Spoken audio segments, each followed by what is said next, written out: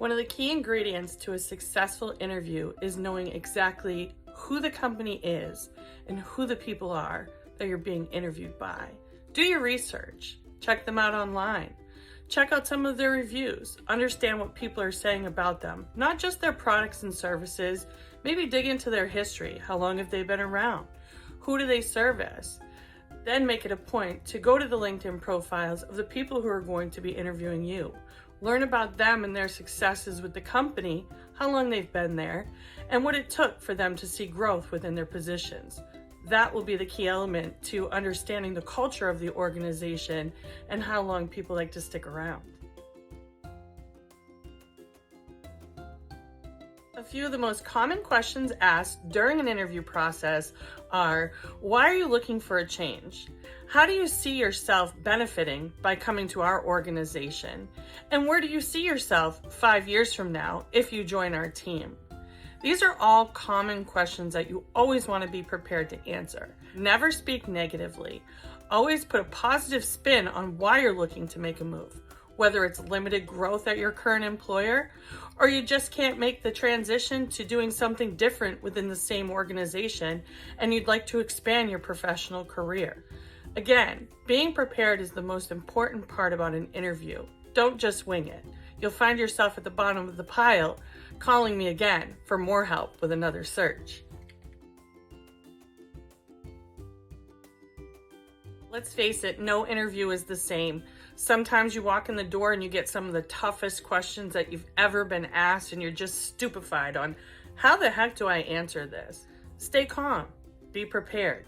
Those are some of the biggest things that you really want to focus on. Think before you speak. Always practice your tonality with somebody before you leave the house. Are you in a positive mood today? Are you going to give that off to the person that you're talking to?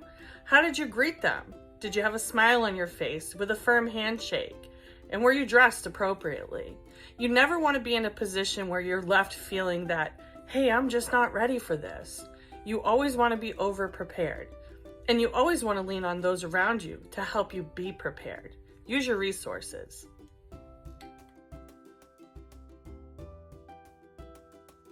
One of the best ways to make a great impression through your tonality and body language at an interview is to mirror and match the person who you're sitting in front of.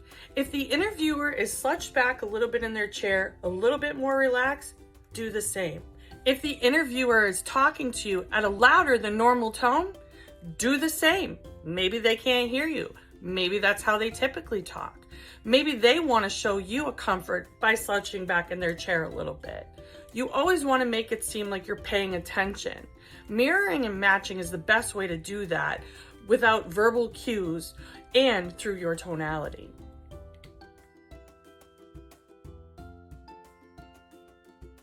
Preparing yourself mentally and emotionally for an interview is never an easy thing. But just think about it. It's like the first day of school. You never know what you're going to walk into. You don't know who your teacher is or where your desk is once you get in the classroom. So you practice that with your family or your friends back at home. That way you're ready for any situation you walk in the door to. If you're utilizing a recruiter like Snapdragon, lean on them. They'll give you some guidance and direction on how exactly to be the most prepared for the opportunity and environment you're walking into. The more you know about a company, the more professional you will look and the more prepared you will be. And that will eliminate any kind of concerns or emotional impacts you may have walking into the interview process.